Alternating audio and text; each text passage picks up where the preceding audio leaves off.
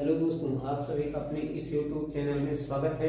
आज आप सभी लोग त्रिभुज वाले चैप्टर से बहुत ही इम्पोर्टेंट क्वेश्चन सीखेंगे, समझेंगे। तो चलिए देखते हैं त्रिभुज वाले चैप्टर से जो सबसे इम्पोर्टेंट क्वेश्चन है, बोर्ड परीक्षा में कई बार पूछा जा चुका है, उस क्वेश्चन को देखना। बहुत ही छोटे छोटे बहुत ही सुंदर क्वेश्चन इस वीडियो में है। तो चलिए देखिए, दो समरूप त्रिभुज की भुजाओं में 4 और 9 का अनुपात है। ये दो त्रिभुज हैं जिनकी भुजाओं में 4 और 9 का अनुपात है। 4 और 9 का अनुपात है। दो त्रिभुज हैं जिनकी भुजाओं में 4 और 9 का अनुपात है। तो इनके क्षेत्रफलों का अनुपात बताना है। इनकी भुजाओं का अनुपात, जैसे मान लीजिए भुजा ये है, दोनों में 4 और 9 का अनुपात है, तो इनके क्षेत्रफल में क्या अनुपात होगा? तो हम सूत्र क्या लिखते हैं? त्रिभुज के क्षेत्रफल का अनुपात पहले त्रिभुज का क्षेत्रफल बटे दूसरे त्रिभुज का क्षेत्रफल।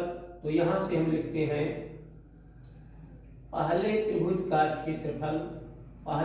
का क्षेत्रफल बटे दूसरे त्रिभुज का क्षेत्रफल बराबर, देखिए, पहले त्रिभुज की भुजा बटे दूसरे त्रिभुज की भुजा का क्या होगा? वर्ग। पहले त्रिभुज का क्षेत्रफल बटे दूसरे त्रिभुज का क्षेत्रफल। तो क्षेत्रफल का अनुपात बताना है। तो पहले त्रिभुज की भुजा कितनी है? देखिए, 4 और 9 का अनुपात है। दो समरूप त्रिभुज है जिनकी भुजाओं में 4 और 9 का अनुपात है।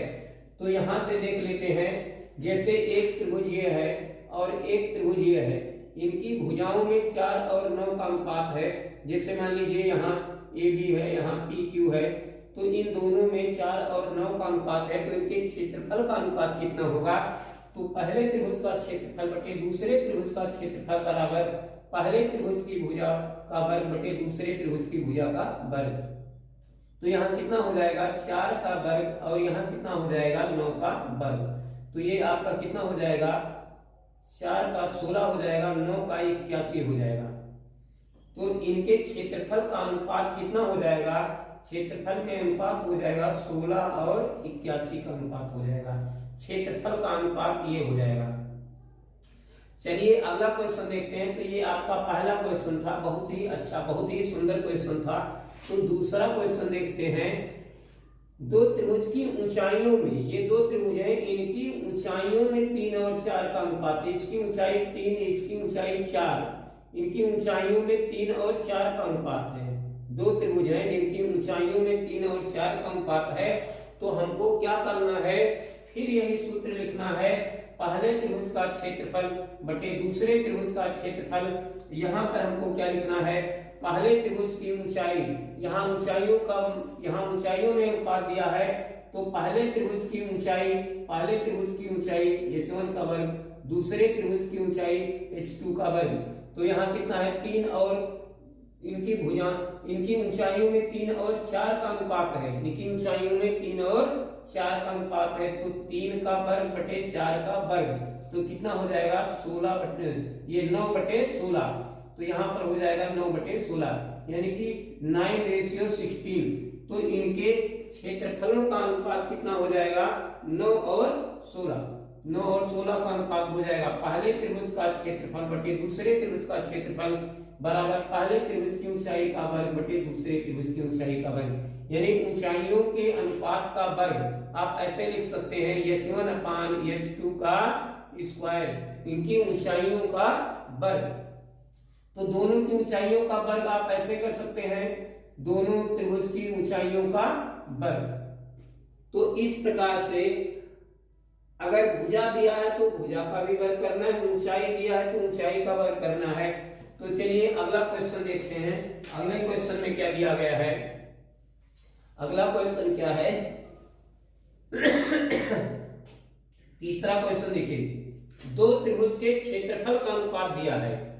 अगर क्षेत्रफल का अनुपात दिया है, पहले त्रिभुज का क्षेत्रफल बटे दूसरे त्रिभुज का, पहले त्रिभुज का क्षेत्रफल और दूसरे त्रिभुज का क्षेत्रफल ये दिया है, इनके क्षेत्रफल का अनुपात दिया है, एरिया में रेशियो दिया है।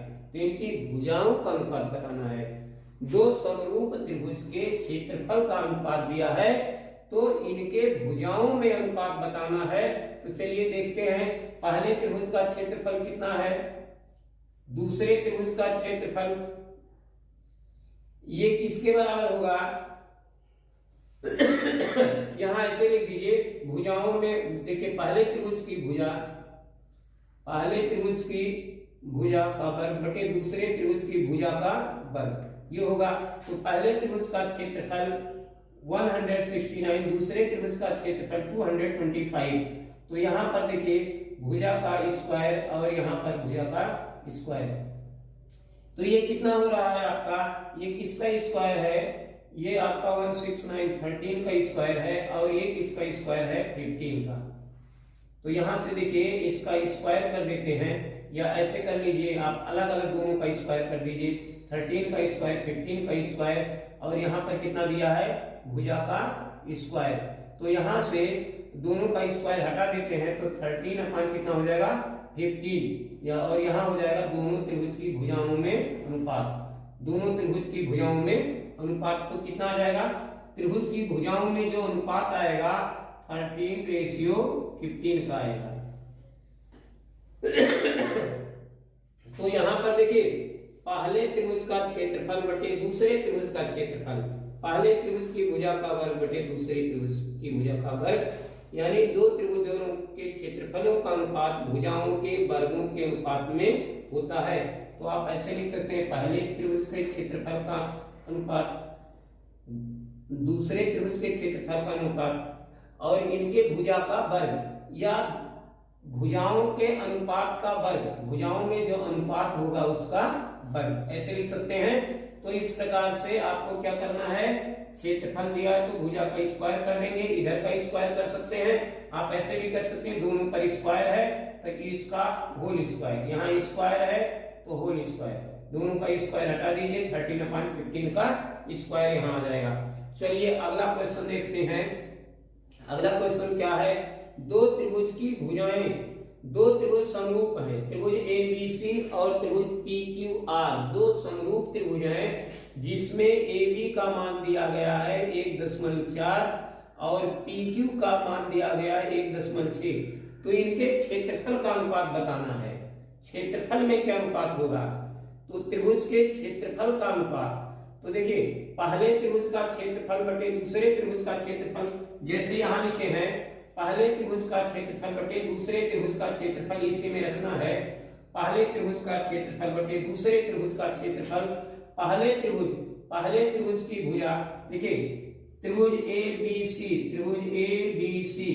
त्रिभुज ABC का क्षेत्रफल बटे त्रिभुज PQR का क्षेत्रफल, पहले त्रिभुज की भुजा AB बटे दूसरे त्रिभुज की भुजा PQ का क्या होगा, स्क्वायर, या आप होल स्क्वायर कर सकते हैं, होल स्क्वायर। तो इस प्रकार से आप लिख सकते हैं, त्रिभुज, दो समरूप त्रिभुज है ABC और PQR, इनकी भुजा AB और PQ का मान दिया गया है, तो इनके क्षेत्रफल का अनुपात बताना है। तो आप लिखेंगे त्रिभुज ABC का क्षेत्रफल बटे त्रिभुज PQR का क्षेत्रफल, AB/PQ का होल स्क्वायर। तो ये आपका कितना बनेगा, 1.4 और 1.6 का क्या कर देंगे, स्क्वायर। तो यहां से आप लिख सकते हैं कितना, 10 से दोनों मल्टीप्लाई कर देंगे, दशमलव हट जाएगा, तो ये हो जाएगा, इस प्रकार से आपका बन जाएगा। तो यहाँ से आप इसको काट करके छोटा कर सकते हैं, तो कितना आ जाएगा, यहाँ से इसको काट लीजिए तो कितना आ जाएगा, 2 7 14, 2 8 16, तो यहाँ 7 आ गया, यहाँ 8 आ गया, स्क्वायर लगा दीजिए, तो कितना आएगा, 49/64, 49/64। तो त्रिभुज के क्षेत्रफल का अनुपात, इनकी भुजाओं का अनुपात दिया है, तो इनके क्षेत्रफल में क्या अनुपात आएगा, ये अनुपात आ गया, यानी दोनों त्रिभुज के क्षेत्रफल का अनुपात आ जाएगा कितना, 49:64। तो ये दो त्रिभुज के क्षेत्रफलों का अनुपात आ गया है। बहुत ही अच्छा क्वेश्चन है। अगला क्वेश्चन देख लेते हैं, बहुत ही सुंदर क्वेश्चन है, सिद्ध करने वाला क्वेश्चन है। नहीं, अभी इसी में एक छोटा सा क्वेश्चन और देख लेते हैं। देखिए, ये छोटे छोटे क्वेश्चन जो कई बार बोर्ड परीक्षा में पूछे गए हैं, बहुत ही अच्छे क्वेश्चन है। तो यहाँ से देखिए एक दो त्रिभुज है, दो त्रिभुज के परिमाप दिए गए हैं, दो त्रिभुज के परिमाप दिए गए हैं। त्रिभुज ए बी सी, जैसे दो त्रिभुज हैं, त्रिभुज ए बी सी, मान लीजिए ये आपका त्रिभुज है ए बी सी और ये आपका त्रिभुज है पी क्यू आर। इनका परिमाप दिया गया है 40 और 60। दो त्रिभुज के परिमाप दिए गए हैं, उनके क्षेत्रफलों का अनुपात बताना है। तो परिमाप देखिए, दो त्रिभुज, यहाँ परिमाप पहले त्रिभुज का परिमाप बटे दूसरे त्रिभुज का परिमाप, पहले त्रिभुज का परिमाप बटे दूसरे त्रिभुज का परिमाप का वर्ग कर देना है। बस एकदम सिंपल क्वेश्चन है। पहले त्रिभुज का क्षेत्रफल बटे दूसरे त्रिभुज का क्षेत्रफल बटे परिमाप के अनुपात का वर्ग। तो परिमाप कितना है 40 बटे कितना 60 का वर्ग। तो यहां से इसको काट करके आप छोटा कर दीजिए, 0 से 0 काट दीजिए, 2 2 जा 4, 2 3 जा 6, 2/3 का स्क्वायर कर दीजिए तो कितना आ जाएगा 4/9, यानी कि 4:9। तो त्रिभुज के क्षेत्रफलों का अनुपात कितना आ जाएगा? अगर त्रिभुज के क्षेत्रफलों में अनुपात बताना है, दो त्रिभुज के परिमाप दिए गए हैं, दो त्रिभुज के परिमाप दिए गए हैं तो उनके क्षेत्रफल का अनुपात बताना है। पहले त्रिभुज का क्षेत्रफल बटे दूसरे त्रिभुज का क्षेत्रफल, तो क्षेत्रफल का जो अनुपात आएगा, रेशियो आएगा 4:9 का आएगा। तो हमको क्या करना है, अगर परिमाप दिया गया है तो परिमाप का होल स्क्वायर करना है, दोनों परिमाप के अनुपात का वर्ग करना है। तो ये इस प्रकार से ये हो गया है। नेक्स्ट क्वेश्चन देखते हैं।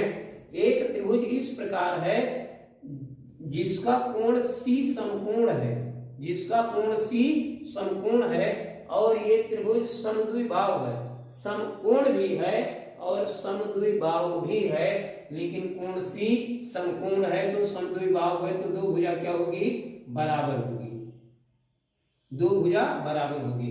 अब इसमें क्या करना है, देखिए यहां क्वेश्चन दिया रहेगा कोण C बराबर 90 अंश और समद्विबाहु है तो दो भुजा बराबर रहेगी, AC बराबर BC, दो भुजा बराबर है।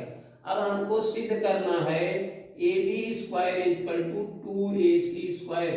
बहुत ही सुंदर क्वेश्चन है, बहुत ही अच्छा क्वेश्चन है, ये हमको सिद्ध करना है। क्या क्या दिया है, एक समकोण त्रिभुज है जो समद्विबाहु है जिसका कोण C समकोण है, हमको ये सिद्ध करना है। तो हम पाइथागोरस प्रमेय का पहले सूत्र लिखते हैं, AB square equal to AC square plus BC square. यहां से हम सॉल्व करते हैं तो AB square equal to AC square plus BC square. तो BC देखिए BC और AC बराबर है, तो जहां BC है वहां AC लिख दीजिए, तो यहाँ AC स्क्वायर, तो AC स्क्वायर कितना हो गया 2AC स्क्वायर, यहाँ हो गया AB स्क्वायर।